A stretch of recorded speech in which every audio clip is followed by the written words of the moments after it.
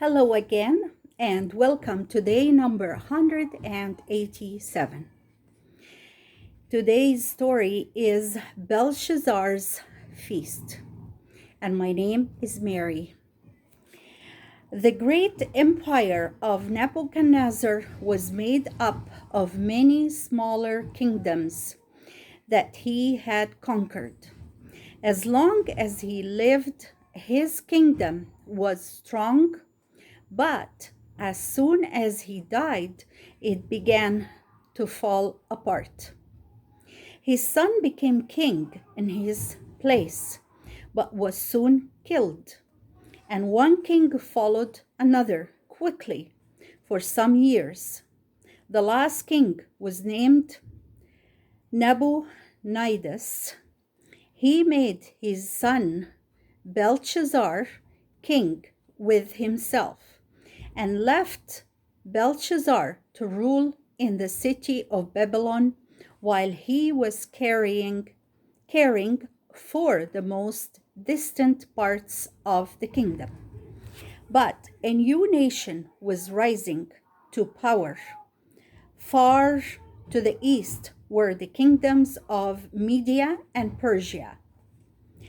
These two peoples had become one and were at war with Babylon under their great leader, Cyrus.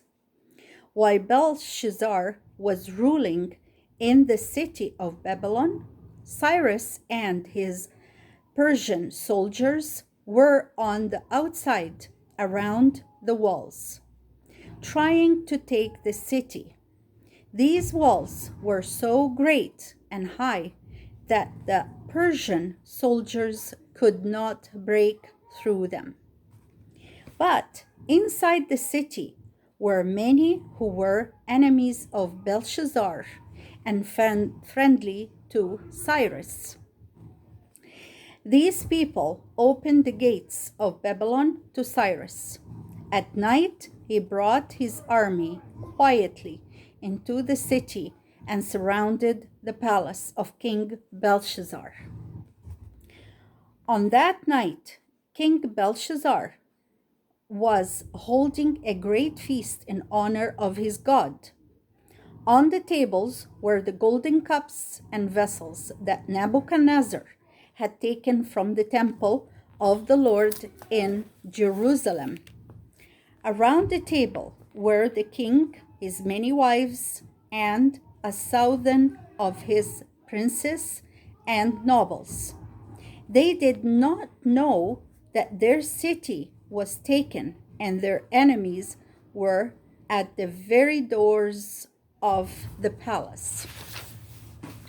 While they were all drinking wine together, a strange thing happened. On the wall there suddenly appeared a great hand, writing letters and words no one could read.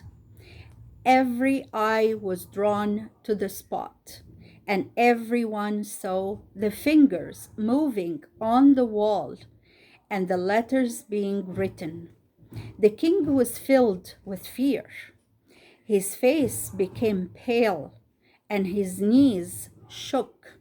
He called for the wise men of Babylon to tell him what the writing meant. He said, "Whoever can read the words on the wall shall be dressed in a purple robe, shall have a chain of gold around his neck, and shall rank next to King Belshazzar as the third ruler in the kingdom." But not one of the wise men could read it, for God had not given them that power. At last, the queen of Babylon said to Belshazzar, "O king, may you live forever. There is one man who can read this writing, a man with the spirit of the holy gods, a man whom Nebuchadnezzar, your father, made master of all the wise men. His name is Daniel. Send for him, and he will tell you what these words are and what they mean." And that was the word of the Lord. Thank you for being there, listening, and viewing. May God bless us all. However, before I say goodbye, I will read to you the discussion questions.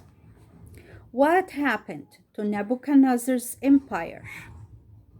What happened to Nebuchadnezzar's empire? Number 2. What were Cyrus and his soldiers trying to do? What were Cyrus and his soldiers trying to do? Number 3.